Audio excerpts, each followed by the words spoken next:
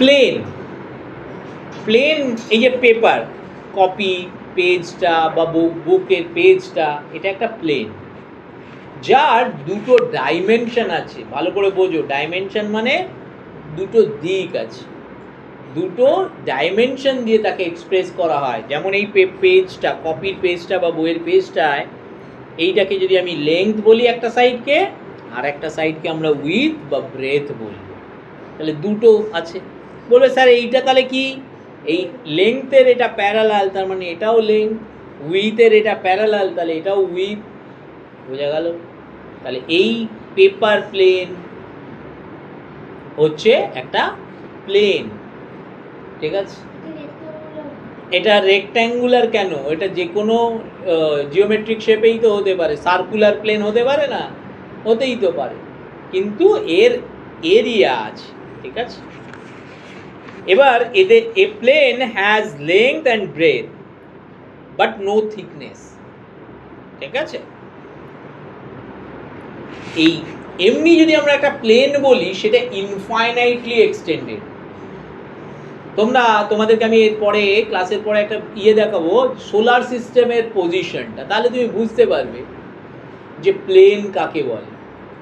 যে আমরা সানের সোলার সিস্টেমে সানের চারপাশে আমাদের প্ল্যানেটটা ঘুরছে, একটা প্লেন অরবিটের, একটা প্লেন একটা অরবিটে সে মুভ করছে, সেইটা। বোঝা গেল? Properties of planes and lines in plane. An unlimited number of lines can be drawn passing through a given point. এটা কোশ্চেনে আসবে, একটা তোমাকে পয়েন্ট দিয়েছে, তুমি কতগুলো লাইন আঁকতে পারো? ইনফাইনাইট। ওই পয়েন্ট দিয়ে পাস করেছে এরকম লাইন কতগুলো হতে পারে? শেষ নেই, infinite. There is exactly one line passing through two distinct given points in the plane. একটা প্লেনে যদি ডেফিনিট দুটো পয়েন্ট তোমাকে দেওয়া থাকে, ডেফিনিট, মনে করো এ আর বি দুটো পয়েন্ট দিয়ে দিয়েছে, এই দুটো দিয়ে তুমি কটা লাইন টানতে পারো? লাইন মানে এখানে স্ট্রেট লাইন, একটাই হবে, ওয়ান অ্যান্ড অনলি ওয়ান, ঠিক আছে?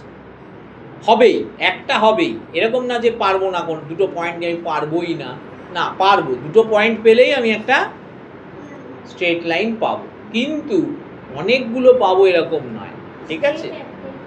ইয়েস, টু ডিফারেন্ট লাইন যদি হয়, যদি দুটো লাইনের কথা ভাবি একই প্লেনে, তাহলে তারা একই প্লেনে হতে হবে, কিন্তু তাহলে তারা হয় তারা ইন্টারসেক্টিং, মানে একবার তারা একে অপরকে ক্রস করবে, আর না হলে কি হবে?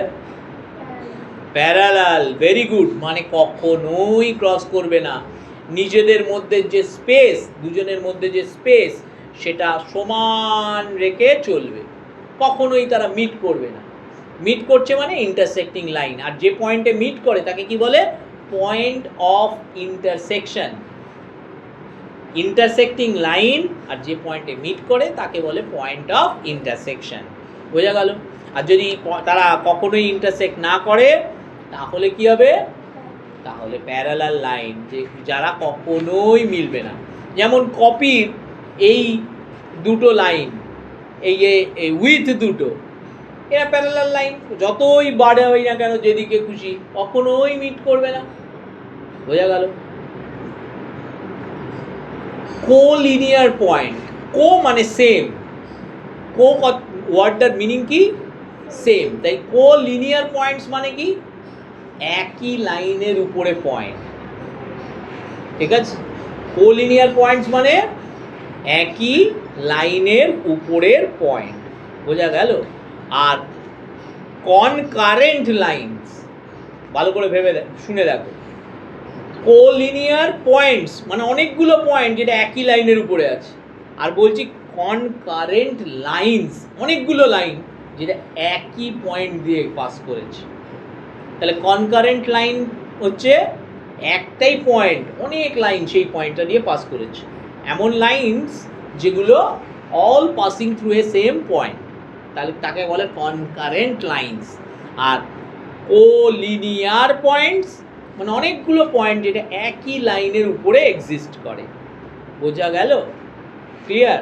তাহলে আমরা প্লেন সম্পর্কে বুঝতে পারলাম, ঠিক? এবার বলছে 3টে ডিফারেন্ট পয়েন্ট দিয়ে কটা লাইন হতে পারে? স্ট্রেট লাইন একটা হতেই পারে, ঠিক আছে? তার যদি হয় তাহলে সেই পয়েন্টগুলোকে আমরা কি বলবো? Collinear point. Very good. আবার যদি বলে একটা পয়েন্ট দিয়ে নাম্বার অফ লাইন্স কতগুলো পাস করতে পারে? একটা পয়েন্ট দিয়ে নাম্বার অফ লাইন পাস করতে ইনফাইনাইট। আর সেই লাইনগুলোকে কি বলে? Concurrent lines. মনে থাকবে? ক্লিয়ার? তাহলে এই হয়ে গেল প্লেন আর প্লেন রিলেটেড লাইন্সগুলো।